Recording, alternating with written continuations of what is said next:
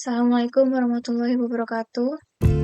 Izin memperkenalkan diri, kami dari kelompok 7 kelas B yang beranggotakan Doni Hasya NRP 23 2019 044, Penny Valentine NRP 23 2019 047, Bagus Aji NRP 23 2019 061, Andri Octavian NRP 23 2019 075, dan Gilang Rahma NRP 23 2019 079. Di sini kami akan memaparkan mengenai Project Based Learning Geodesi Geometrik. Adapun sistematika pembahasannya dimulai dari latar belakang, tujuan, langkah kerja, hasil dan analisis, dan yang terakhir kesimpulan. Adapun latar belakang dan tujuan akan dipaparkan oleh saya Gilang Rahma Nur Alam, langkah kerja akan dipaparkan oleh Andri Octavian, hasil dan analisis akan dipaparkan oleh Bagus Aji, dan kesimpulan akan dipaparkan oleh Penny Valentine. Yang pertama, latar belakang. Tentuan posisi yang dihasilkan koordinat pada setiap bagian di bumi dapat berbeda-beda, tergantung dengan datum dan elipsoid referensi yang digunakan. Basel 1841 dan WGS 1984 ini merupakan contoh dari elipsoid referensi dan tentu saja koordinat yang dihasilkan ini dapat menimbulkan perbedaan. Pada kegiatan ini, dilakukanlah proses transformasi koordinat dari elipsoid referensi Basel 1841 ke dalam WGS 1984. Kemudian untuk tujuannya terdiri dari yang pertama, mengaplikasikan teori untuk melakukan transformasi dari elipsoid Basel 1841 ke dalam WGS 1984. Yang kedua, melakukan transformasi sistem koordinat geodetik ke dalam geosentrik dan sebaliknya. Dan yang ketiga, menganalisis perbedaan hasil koordinat yang menggunakan Basel 1841 dan WGS 1984. Kemudian untuk langkah kerja akan dipaparkan oleh Saudara Andri Octavian NRP 23 2019 075, kepadanya dipersilakan. Baik, terima kasih. Di sini saya akan melanjutkan pemaparan dari proses transformasi yang telah kami buat. Nah, di sini kita ambil contoh atau sampel perhitungan dari data titik 1 sampai titik 10. Di sini ada data bujur, lintang. Nah, bujur dan lintang ini dikonversikan dulu ke radian karena nanti di Excel itu perhitungan cos dan sin harus memakai nilai radian ini. Nah, untuk ketinggian, sebenarnya untuk ketinggian itu tidak ada di dalam datanya, dan kami juga sudah mencari untuk bagaimana menghitung ketinggian. Didapatkan rumusnya seperti ini, tapi ketinggian ini memerlukan koordinat geosentrik X dan Y. Nah, karena di perhitungannya itu memakai geodetik dan nanti akan ditransformasikan ke geosentrik dulu. Tapi di sini untuk mencari ketinggian itu sudah kami coba, tapi tidak menghasilkan atau tidak bisa gitu. Nah, untuk itu kami menyepakati bahwa ketinggian itu untuk seluruh titik sama 100. Dan kenapa tidak di-nolkan saja? Karena nanti ketinggian ini juga dapat dipakai di proses transformasi ke geodetik. Nah, untuk langkah perhitungannya, yang pertama kami mentransformasikan sistem koordinat geodetik Basel atau data yang diberikan ke geosentrik dalam referensi Basel juga. Rumus untuk transformasi sistem geodetik ke geosentrik dapat dilihat di sini. Untuk mencari X sama dengan N tambah H dikali cos Pi dikali cos lambda. N di sini itu radius kelengkungan vertikal utama, H di sini itu ketinggian, Pi itu lintang, dan lambda itu bujur. Nah, untuk Y hampir sama seperti untuk mencari X, bedanya di sini untuk lambdanya disinuskan. Dan untuk mencari Z dapat dilihat di sini ada variabel baru yaitu nilai eksentrisitas pertama. Nah, yang kedua, kami di sini mentransformasikan sistem koordinat geodetik bereferensi Bessel ke geosentrik bereferensi WGS 84. Nah, untuk ini sama rumusnya, hanya yang berbeda itu nilai radius kelengkungan vertikal utamanya. Yang sebelumnya memakai referensi Bessel dan yang sekarang itu memakai referensi WGS 84. Dan yang terakhir, kita mentransformasikan sistem koordinat geosentrik dari WGS 84 ke geodetik WGS 84. Rumusnya itu untuk mencari lambda arcus tangen nilai Y dibagi nilai X. Nilai Y dan nilai X ini memakai hasil perhitungan geosentrik WGS 84 tadi. Nah, untuk mencari nilai lintangnya, kita nanti akan menggunakan perhitungan iterasi. Nah, sebelumnya kita siapkan dulu untuk nilai eksentrisitasnya. Nilai eksentrisitas dari referensi Bessel dan WGS. Nah, di sini merupakan nilai A dan di sini nilai B. Ini juga sama, ini nilai A dan ini nilai B. Untuk mencari nilai eksentrisitas pertamanya, jadi A kuadrat ditambah B kuadrat dibagi dengan A kuadrat. Sedangkan untuk nilai eksentrisitas kedua, A kuadrat dikurangi B kuadrat terus dibagi dengan B kuadrat. Nah, untuk mencari rumus radius kelengkungan vertikal utama atau nilai N-nya, A dibagi dengan akar dari 1 kurangi E kuadrat kali sin kuadrat Pi.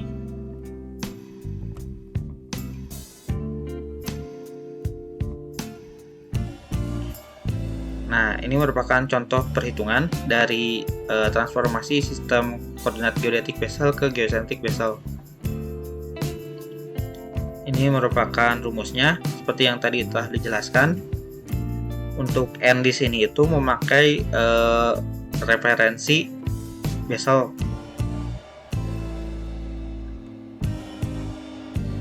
Nah, ini merupakan contoh transformasi dari geodetik Bessel ke WGS 84. Nah, di sini yang membedakan dengan yang proses pertama tadi, jadi nilai si radius kelengkungan vertikal utamanya itu menggunakan referensi WGS 84. Nah, di sini juga sudah dicari masing-masing nilai radius kelengkungan vertikal utamanya yang menggunakan referensi Bessel dan menggunakan referensi WGS 84. Ini merupakan hasilnya. Nah, yang terakhir itu kita transformasikan dari sistem koordinat geosentrik ke geodetik untuk mencari nilai bujur arcus tangen Y dibagi X. Nah, ini merupakan hasilnya. Ini masih berupa nilai radian dan ini merupakan nilai derajatnya atau derajat desimal. Nah, ini merupakan nilai desimal menit second. Nah, yang kedua itu kita akan memulai iterasi untuk mencari lintangnya. Yang dibutuhkan pertama itu nilai P. Dicari dengan rumus ini. Akar X kuadrat tambah Y kuadrat atau N tambah H dikali cos Pi. Nah, untuk iterasi pertama langkah pertama itu mencari nilai pendekatan dulu, nilai pendekatan lintang dan nilai pendekatan tingginya. Ini merupakan rumusnya.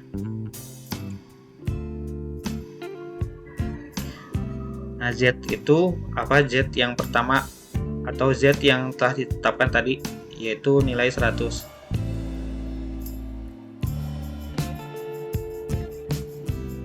Nah, di sini kita agar lebih memudahkan untuk perhitungan dan agar tidak memusingkan, jadi kami itu membagi dua dimana ini H01 dan di sebelah kanan itu H02.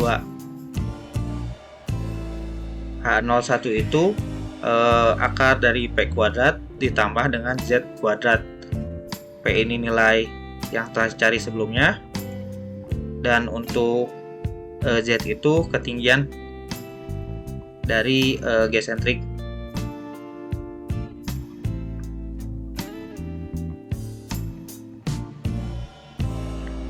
Nah, untuk ini juga A itu nilai A dari referensi WGS yang ini, terus dikali 1 dikurangi dengan nilai eksentrisitas pertama dipangkatkan setengah. Ini merupakan hasilnya, dan dibagi dengan 1 kurangi nilai eksentrisitas pertama dari referensi WGS 84 dikali dengan cos kuadrat Pi. Pi di sini itu menggunakan Pi 0 yang telah dihitung sebelumnya. Nah, yang kedua itu mencari nilai pendekatan Z dan P. Jadi Z ini dapat dilihat menggunakan rumus ini. N pendekatan dikali 1 kurangi E kuadrat ditambah H dikali sin Pi. Nah, N0 ini dapat kita cari dulu karena ini N pendekatan, jadi nanti di sini sin Pi ini diisi dengan nilai Pi pendekatan atau nilai lintang pendekatannya. Ini merupakan hasilnya.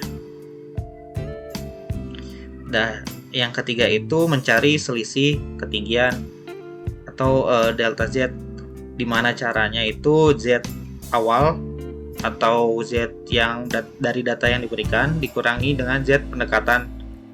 Yang ini Z pendekatan. Nah, untuk selisih P juga atau delta P ini P pertama atau P yang sudah dihitung tadi dikurangi dengan P pendekatannya. Nah, untuk langkah keempat itu mencari delta Pi dengan rumus seperti ini.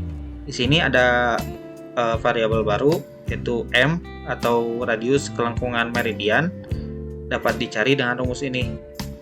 Karena telah diketahui radius kelengkungan vertikal utamanya, jadi kita dapat menggunakan rumus yang kedua ini.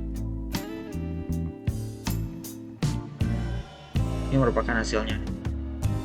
Dan untuk delta H itu agak lebih sederhana, di mana hanya mengkalikan delta Z dikali sin Pi pendekatan ditambah delta P dikali cos pendekatan, cos Pi pendekatan.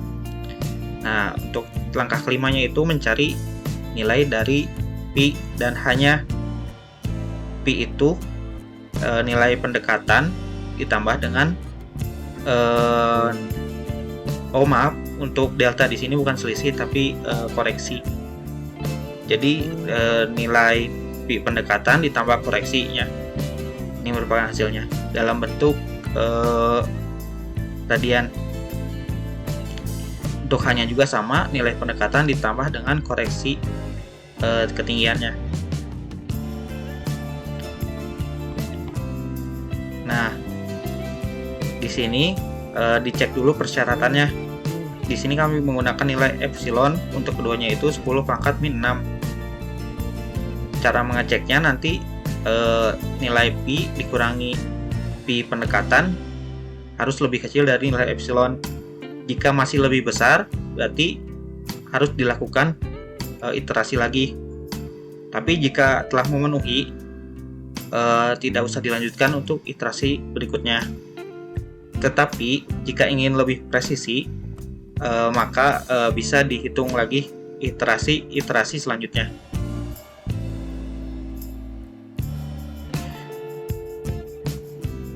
Untuk sampel perhitungan cukup sampai di situ.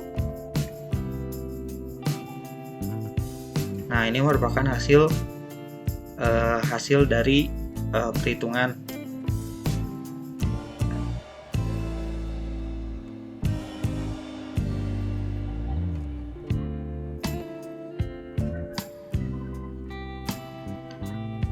Nah, ini lebih lengkapnya di sini.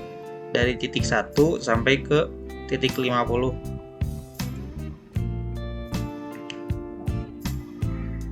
Data-data ini hasilnya nanti akan divisualisasikan dalam bentuk grafik ataupun peta. Ini merupakan data perbandingan dari sistem koordinat geodetik yang bereferensi Basel 1841 dengan WGS 1984. Sedangkan ini merupakan perbandingan sistem koordinat geosentrik Basel 1841 dengan WGS 1984. Cukup sekian dari saya. Terima kasih. Baik, selanjutnya untuk hasil dan analisis, untuk hasil sendiri terdapat visualisasi peta dan juga visualisasi grafik, yang mana untuk pembahasan lebih lengkapnya akan dipaparkan oleh Bagus Aji, NRP 23/2019-061. Kepadanya dipersilahkan. Baik, di sini saya akan menjelaskan bentuk visualisasi dari hasil koordinat geodetik dan geosentrik yang telah dilakukan transformasi sebelumnya. Yang pertama di sini ada grafik perbandingan koordinat geodetik antara Basel 1841 dengan WGS 84.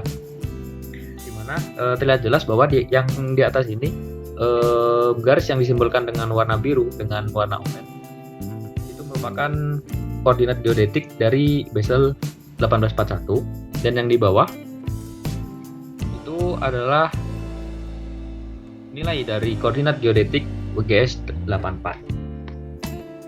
Nah, di sini pada grafik tersebut terlihat jelas bahwa bentuk atau setiap garisnya itu sama atau mirip, sama persis atau mirip. Mengapa hal itu terjadi? Karena ketika ditransformasikan, nilai dari WGS 84 ini sebenarnya hampir mirip dengan koordinat geodetik dari Basel, namun hanya berbeda angka di depannya saja. Dan di sini yang membedakan dari koordinat itu yaitu pada warna biru ini merupakan latitude Basel 1841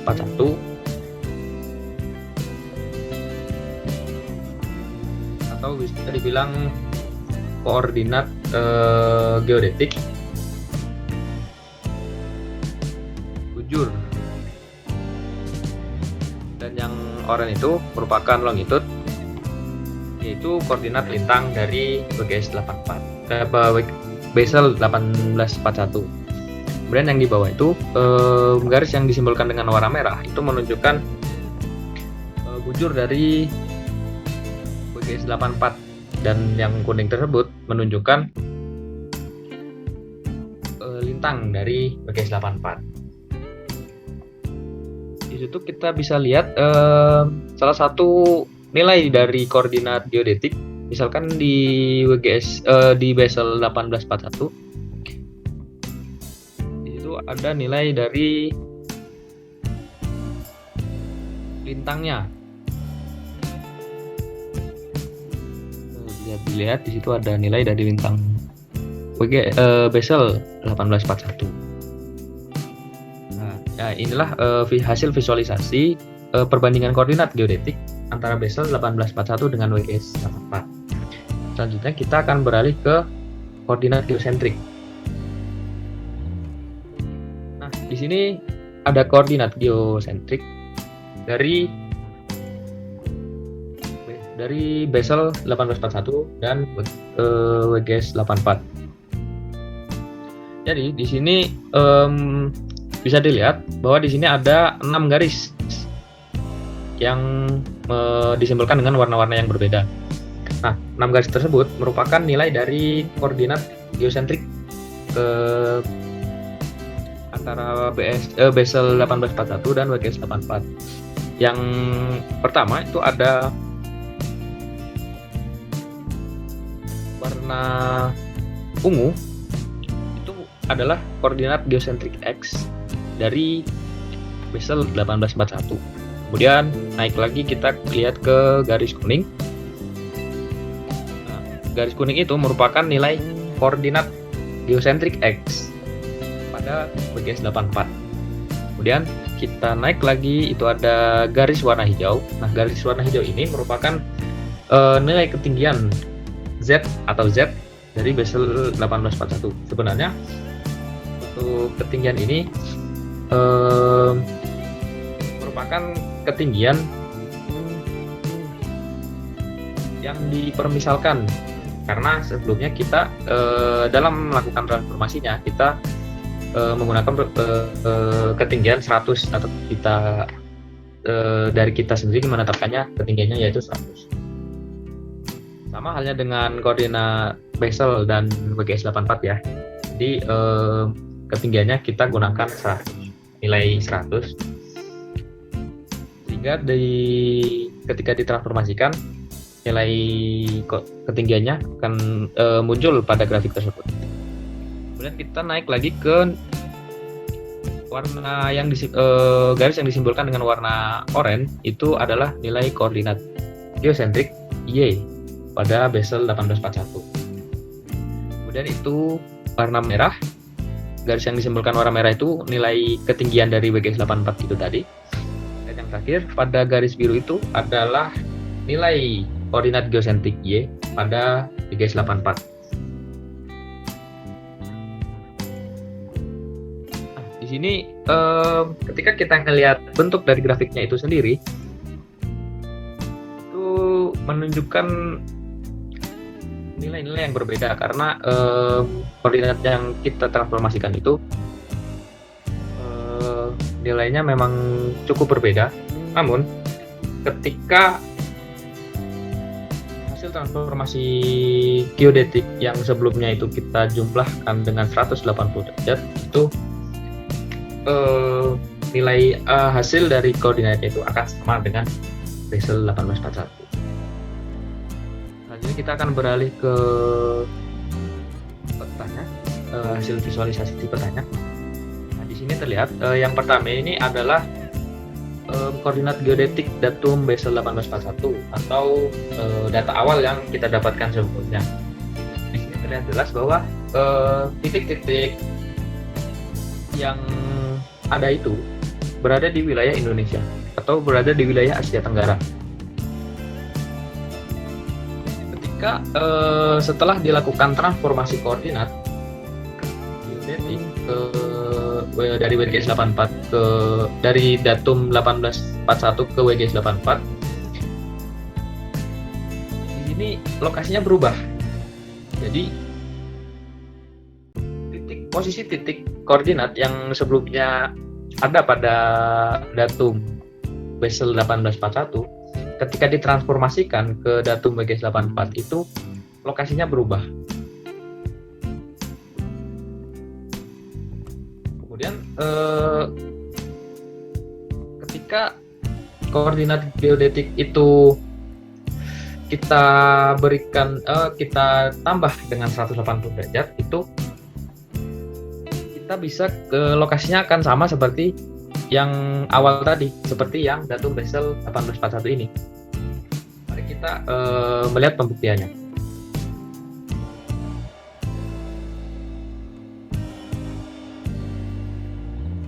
Oke, jadi di sini adalah pembuktiannya. Di mana ketika nilai dari hasil transformasi Basel ke WGS 8 hasil transformasi geodetik dari Basel ke WGS 84 itu didapatkan nilai sebagai berikut. Namun ketika kita jumlahkan dengan 180 derajat, maka nilainya akan sama dengan Basel yang awal itu tadi. Jadi untuk koordinat yang kita akan transformasi itu berada di sisi kanan ya. Nah, dan itu disimbolkan dengan warna kuning. Nah, mengapa di sini kita katakan true atau benar? Karena kita akan membuktikan bahwa ketika nilai koordinat geodetik yang dilakukan transformasi dari Bessel ke WGS 84 dan dijumlahkan dan ditambah 180 derajat, maka nilainya akan sama dengan koordinat geodetik dari Bessel 1841 itu tadi. Kita lihat nilainya sama. Nah, itu saja hasil dari visualisasi koordinat yang telah kita lakukan sebelumnya. Baik, selanjutnya untuk pembahasan yang terakhir yakni kesimpulan yang akan dipaparkan oleh Fanny Valentine NRP 23 2019 047. Kepadanya dipersilahkan. Baik, di sini saya akan melanjutkan pemaparan dari rekan saya. Sebelumnya, izin memperkenalkan diri. Nama Fanny Valentine, NRP 23 2019 047. Di sini saya akan memaparkan kesimpulan dari kelompok kami. Kesimpulan dari Project Based Learning dari kelompok 7 adalah pada langkah pengerjaan, di sini kami menggunakan 3 transformasi, yaitu yang pertama, transformasi sistem koordinat geodetik Bessel 1841 ke geosentrik Bessel 1841. Yang kedua, transformasi sistem koordinat geodetik Bessel 1841 ke geosentrik WGS 84. Dan yang ketiga, transformasi sistem koordinat geosentrik WGS 84 ke geodetik WGS 84. Pada visualisasi peta, hasil transformasi datum WGS 84 terjadi perubahan wilayah. Sudah tidak berada di Indonesia lagi. Berbeda dengan visualisasi peta koordinat geodetik datum Bessel 1841. Namun, jika titik geodetik Bessel 1841 ini dikurangi dengan 180 derajat, maka hasilnya akan sama dengan peta hasil transformasi datum WGS 84.